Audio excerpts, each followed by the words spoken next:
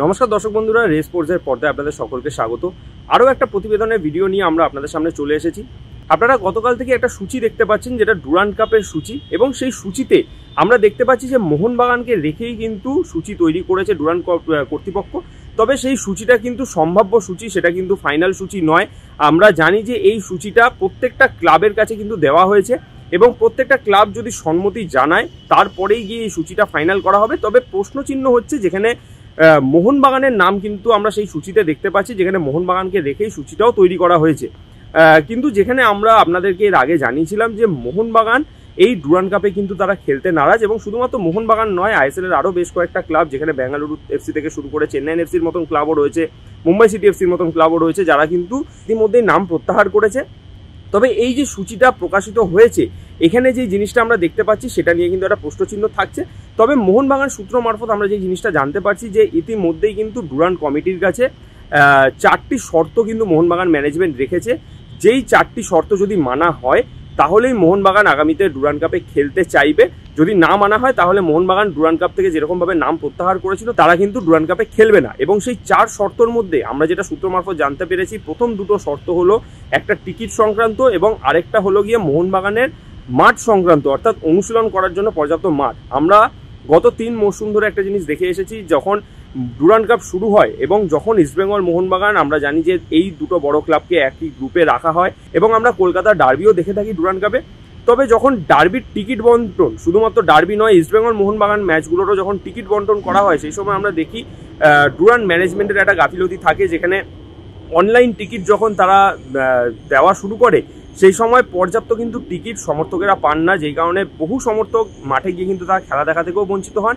এরই পাশাপাশি শুধুমাত্র অনলাইন টিকিট নয়, যখন অফলাইনেও টিকিট বিক্রি করা হয় সেই সময়ও কিন্তু আমরা দেখি যে সমর্থকেরা একটা লম্বা লাইনে দাঁড়িয়ে টিকিট কালেক্ট করেন এবং বহু সমর্থক সেখানে টিকিটও পান না, এবং এমনকি সেই লাইনে দাঁড়ানো থাকা সমর্থকদেরকে কিন্তু পুলিশেরা অনেক সময় লাঠিচার্জও করতে আমরা দেখেছি, যেখান থেকে বহু সমর্থক তারা কিন্তু মাঠে গিয়ে খেলা দেখতে পারেন না। এবং মাঠ আমরা জানি যে যুবভারতীর কিন্তু ইস্টবেঙ্গল এবং মোহনবাগান যখন ডার্বি হয়, মাঠ কিন্তু দুটো দিকে ভাগ করা থাকে, ইস্টবেঙ্গল গ্যালারি আলাদা, মোহনবাগান গ্যালারি আলাদা। এবং সেই সময় আমরা যখন ডার্বিতে দেখে থাকি ডুরান্ড কাপের সময় মাঠ কিন্তু প্রায় অর্ধেকের বেশি ফাঁকা থাকে, ফলে অনেক সমর্থক তারা কিন্তু মাঠে গিয়ে খেলা দেখা থেকে বঞ্চিত হন। এবং সেইও একটা কিন্তু শর্ত মোহনবাগান ডুরান্ড কমিটির কাছে রেখেছে যে পর্যাপ্ত টিকিট বন্টন যদি হয় তাহলে খুব ভালো হবে, তাহলে সমর্থকেরাও যেরকম মাঠে যাবেন। অর্থাৎ এর থেকে বোঝা যাচ্ছে যে সমর্থকদের কথাও কিন্তু মাথায় রেখে মোহনবাগান এই শর্তটা দিয়েছে। এবং দ্বিতীয় শর্ত আমরা যেটা জানি যে ডুরান্ড কাপ শুরুর আগে প্রত্যেকটা স্টেডিয়াম এবং স্টেডিয়াম সংক্রান্ত যে সমস্ত মাঠগুলো থাকে, অনুশীলন গ্রাউন্ডগুলো যেগুলো থাকে, সেগুলো কিন্তু ভারতীয় সেনাবাহিনীর আন্ডারে চলে যায়। এবং সেই মতোই আমরা আগে দেখছিলাম যে কলকাতা লিগের যে প্রস্তুতি ইস্টবেঙ্গল এবং মোহনবাগান তারা কিন্তু যুবভারতীর অনুশীলন গ্রাউন্ডে করছিল, কিন্তু ইতিমধ্যে ডুরান্ড কাপ শুরু হওয়ার আগে সেই মাঠগুলো কিন্তু ভারতীয় সেনাবাহিনীর আন্ডারে চলে যায় এবং তারপর মোহনবাগান এবং ইস্টবেঙ্গল তারা কিন্তু সেই যুবভারতীর মাঠ ছেড়ে রাজারহাটের ন্যাশনাল সেন্টার অফ এক্সিলেন্সের মাঠে তাদের কলকাতা লিগের প্রস্তুতিগুলো করে। এবং এই যে একটা মাঠ সংক্রান্ত অসুবিধা থাকে, কারণ ইতিমধ্যে ইস্টবেঙ্গল এবং মোহনবাগান মাঠ, সেই মাঠগুলো কিন্তু আগামী মৌসুমের জন্য তৈরি হচ্ছে, যার ফলে সেই মাঠেও কিন্তু মোহনবাগান অনুশীলন তারা তাদের করতে পারবে না। ফলে মাঠ সংক্রান্তও কিন্তু তারা একটা দাবি জানিয়েছে ডুরান্ড কমিটির কাছে যে তাদেরকে পর্যাপ্ত মাঠ দেওয়া হোক অনুশীলন করার জন্য। এবং এই 4টে শর্তর মধ্যে প্রধান এই দুটো শর্ত, যেটা সূত্র মারফত আমরা জানতে পেরেছি, এই শর্তগুলো যদি মানা হয় তাহলে মোহনবাগান আগামীতে ডুরান্ড কাপে খেলবে।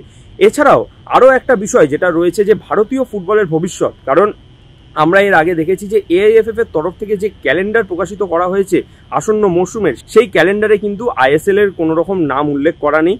ভারতের ইতিমধ্যে সবথেকে বড় লিগ আইএসএল, এবং সেই লিগের কথা মাথায় রেখে কিন্তু বিভিন্ন দলগুলো তারা তাদের পরিকল্পনা করে, অনুশীলন থেকে শুরু করে দল গোছানো সমস্ত কিছুরই কিন্তু একটা পরিকল্পনা প্রত্যেকটা দল করে থাকে। ফলে ইতিমধ্যে আইএসএল এরও কিন্তু ভবিষ্যৎ নির্ধারণ হয়নি। আগামী 14ই জুলাই সুপ্রিম কোর্টের একটা রায় রয়েছে, যেই রায়তেই বোঝা যাবে ভারতীয় ফুটবলের ভবিষ্যৎ এবং আইএসএল এর ভবিষ্যৎটা কি হতে চলেছে, এবং সেই রায়ের ওপরও কিন্তু নির্ভর করবে আগামীতে মোহনবাগান ডুরান্ড কাপে খেলবে কিনা।